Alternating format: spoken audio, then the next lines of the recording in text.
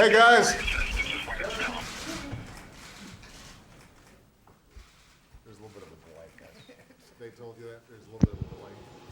Good morning from the International Space Station and from the Space Shuttle Endeavour, Mr. President. Well, it's great to talk to you guys. I wanted to, first of all, just say that we've got a bunch of very excited young people here with us, along with a bunch of somewhat excited teachers. We have one engineer and one member of Congress. So yeah, you've got and a whole bunch of press here. So it's a pretty motley crew. And one president. 2 astronauts are from Maryland. but I just wanted to let you guys know how proud we are of all of you. What you guys have been accomplishing. I've had a chance to take a look at what the Tranquility module is doing. Everybody here back home is excited about this bay on the world that you guys are opening up, and Stephen Colbert at least is excited about his treadmill. And so we just wanted to let you know that the amazing work that's being done on the International Space Station, not only by our American astronauts, but also our colleagues from Japan and Russia, is just a testimony to human ingenuity, a testimony to extraordinary skill and courage that you guys bring to bear, and is also a testimony to why continued space exploration is so important, and is part of the reason why my commitment to NASA is unwavering. But instead of me doing all the talking, I wanted you guys to maybe let us know what this new Tranquility module will help you accomplish. One of the things that we've done with our NASA vision for the future is to extend the life of this, our participation in the space station. And so we just want to get a sense of the kind of research that you guys are doing, and then maybe I'll turn it over to some young people to see if they've got any questions.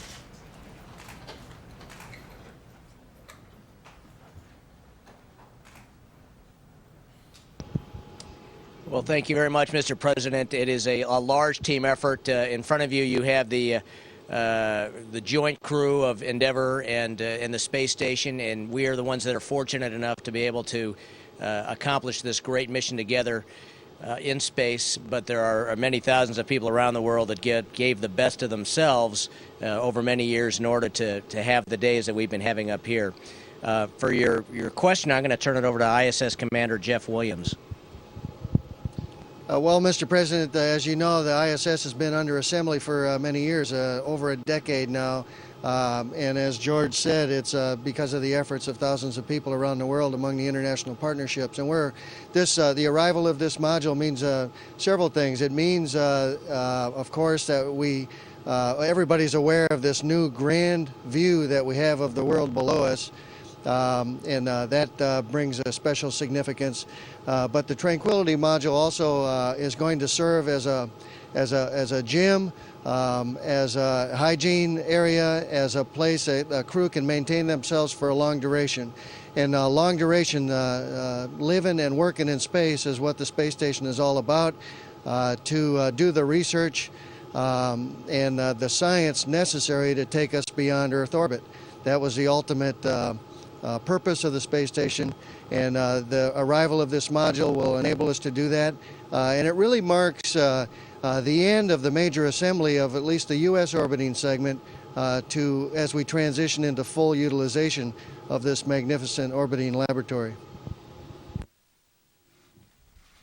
Do you guys want to just mention some of the research and experiments that you can conduct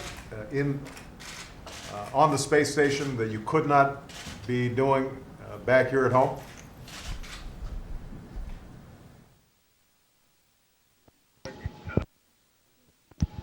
That's a great question, Mr. President. Let me start off by saying one of the nice things about where we physically are right now is that we remove the effects of gravity. So we're able to do experiments that involve the effect of gravity basically on Earth as we look at what happens with the absence of it. For instance, when you do combustion studies, flames on Earth burn in a teardrop fashion because the air comes in from underneath it and feeds the flame, but we can't do that here since the air doesn't know where up is. There's no convection, so the flames burn very purely in a ball. In a similar sense, when we do cellular research for even like for cancer research, for instance, on Earth, the cells actually collapse under their own weight, and so their growth on Earth are a little bit distorted. Here, without the gravity effect, we can grow cells very purely and understand the mechanisms by which that they are replicating. We're also doing metallic research and materials research to help us understand how to make materials on Earth better, but also to find out what materials are better for long duration missions and traveling beyond Earth's orbit. Some of the other experiments involve biological, where we actually have, for instance, butterflies up here, and we watch the life process of the butterflies. Many experiments up and down the stack are quite exciting when we are able to remove the variable of gravity. Well, some of the things that you talked about are in line with where we want to see NASA going increasingly. What are those transformational technologies that would allow us to potentially see space travel of longer durations? If we want to get to Mars, if we want to get beyond that, what kinds of technologies are going to be necessary in order for us to make sure that folks can get there in one piece and get back in one piece, and that the kinds of fuels that we use and the technologies we use are going to facilitate something that is actually feasible. And we're very excited about the possibilities of putting more research dollars into some of these transformational technologies. So we're excited by what you're doing and what folks back on Earth as part of NASA's engineering teams and scientific teams are doing. What I want to do is give some of these young people a chance to ask a couple of questions, but I'm not sure I've got any volunteers, so I'm going to turn around. Oh, you do? Oh, look, this is a serious bunch here, I can tell. So I'm going to hand the phone over to the first one. Hold on. What's your name? Ruth. This is Ruth, coming from North Carolina. What are some of the benefits of exploring space as opposed to exploring other places on Earth? Okay. Pretty serious question, guys. You better have a good answer. The NASA folks are sitting here listening. Pretty serious question, guys.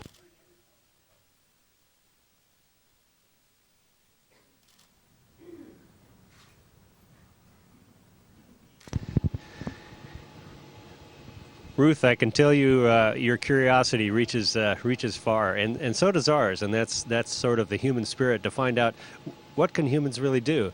And one thing that's always been, I think, amazing to every person who travels in space is that the human body is adaptable to this environment.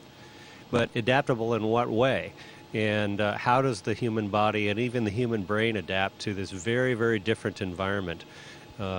Learning about how we ourselves work and how we can handle changes if we go somewhere very different than what we're used to is something that's valuable also on Earth, because our environment changes on Earth too. And in terms of health and medicine, we understand better how our own bodies work. So there's a lot to be learned. All right, who's next? Mary, All right, this is Mary coming at you. what inspired you to become an astronaut? Got any takers on that one?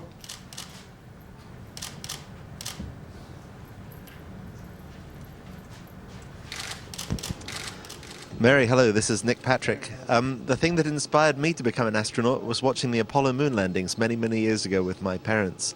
I thought I wanted to be a space explorer then, and I stuck to my dream.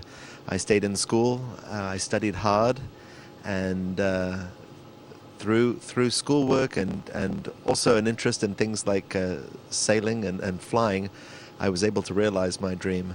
So I would have some advice to all of you there, which is study really hard in school, listen to your teachers. They're full of knowledge and experience that you really can use in whatever path your future life takes you along, whether it be engineering, science, a job in business or even space exploration. All right. Let's get, we got one of our young people from Nebraska. From Nebraska. And what's your name? Jordan. This is Jordan from Nebraska. Do you think it would ever be possible to create artificial gravity in space? That's a big physics question there, guys. Anybody want to tackle that one?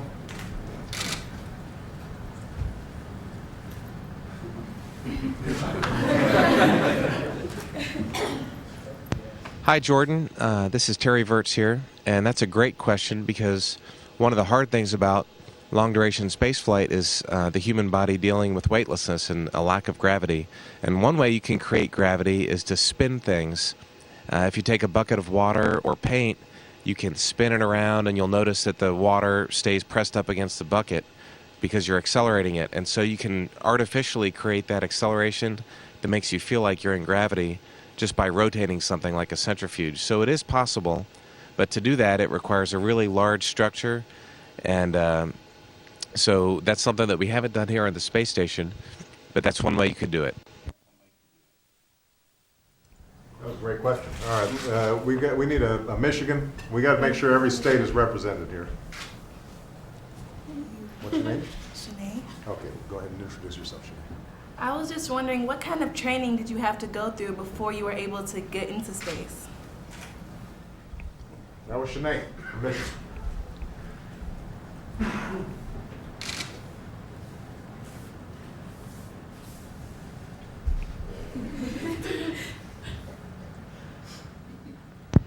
Well, that's a great question.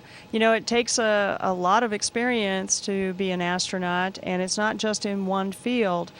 We've all been through many, many years of school, but also experience in our own fields. We have engineers, scientists, mathematicians, medical doctors, and physicists. We have quite a range of experience that become astronauts.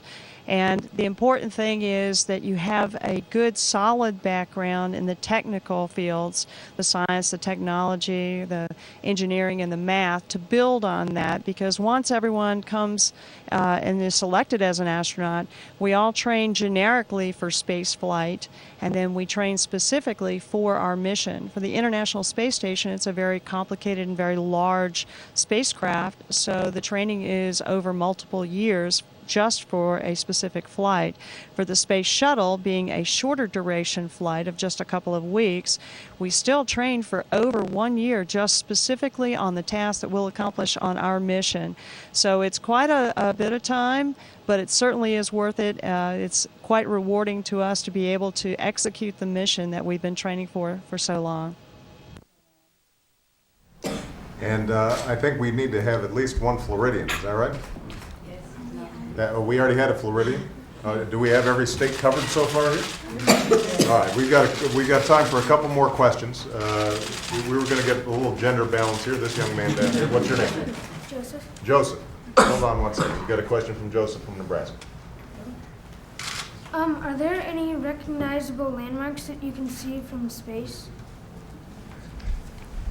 Yeah, the rumor is that you can see the Great Wall from space, but I'm not sure that's true. So, are there, at least if there aren't man-made landmarks, are there some natural landmarks other than continents that you can see? Natural landmarks other than continents that you can see. Yes, Mr. President and Joseph, that's a great question. Actually, one of the great achievements in this mission, we have a great window, big window, that we are really fascinated by the great view of the Earth. And yes, we can see a lot of great landmarks. We can see the Golden Gate Bridge, the great skyscrapers in New York, and Grand Canyon is just breathtaking. And also, while you're in the night pass, we can see all the lights. That means that the humans are active even in the night, and this is a great benefits that we all benefit from being in space. Well, there you go. All right, we've got, looks like I've got a couple more questions. Hold on. What's your name? this is Barbara from? Florida. From Florida. Hold on. Hi, I'm curious about the thoughts and emotions that you guys feel when you're in space. There you go. You know, do you start getting lonely? Do you feel a little claustrophobic? Vertigo?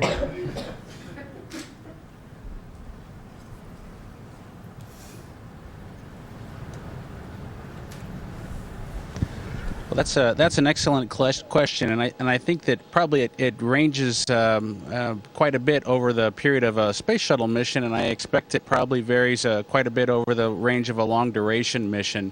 Kind of starting off for the shuttle mission, at least for me, I've done that twice now. You kind of get into orbit, and you're just kind of finding the equivalent of your sea legs, if you will. And so you've arrived on orbit, and you kind of have a feeling of joy having accomplished it. Your body has just gone through kind of a little bit of a violent experience through the launch, and you have a little bit of adrenaline probably getting out of your system. So it's a little bit of a joyous, giddy moment at the same time that you're disoriented as you deal with the first couple hours of actually being on orbit. After that passes, after a couple of days, for me it was a kind of a sense of wonder as you explore what you can do in zero gravity and the things that you can see out the window and just how the entire complex works together to make it happen. So it's just a sense of wonder.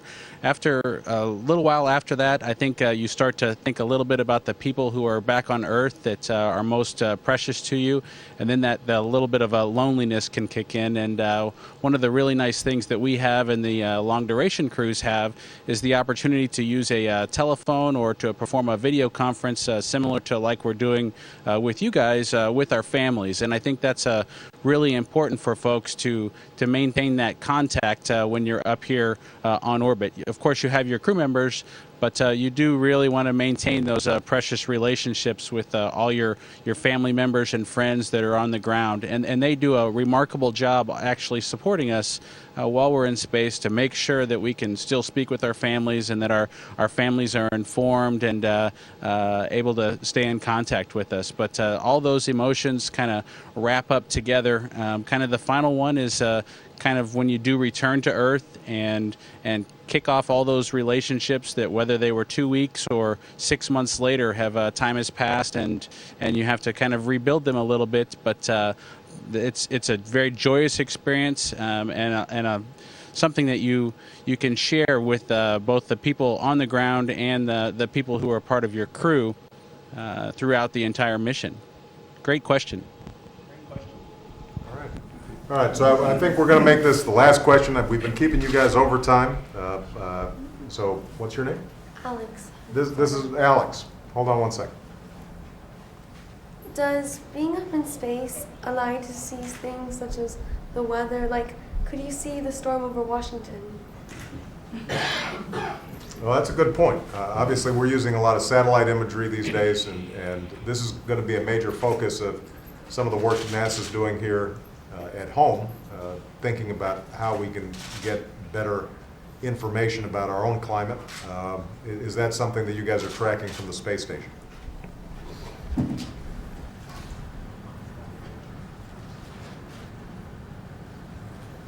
Well, we have the opportunity to view a lot of the weather phenomena. We've seen many hurricanes and typhoons and whatnot around the world. We can see fronts crossing continents. We see the whole variety of cloud formations.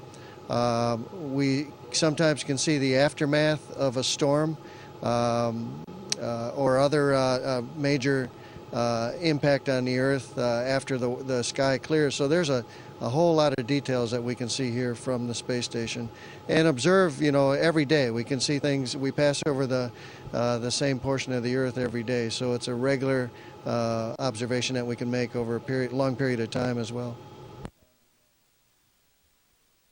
You guys have been extraordinarily generous with your time. I just want to repeat, and I think I speak for all the young people here and everybody back home, how proud we are of you, how excited we are about the work that's being done on the space station, and how committed we are to continuing human space exploration in the future. So you guys continue to be great pioneers and great role models for all of us, and we thank you for your courage, and tell your families we appreciate them letting you float up into space like this. All right? Bye-bye, guys.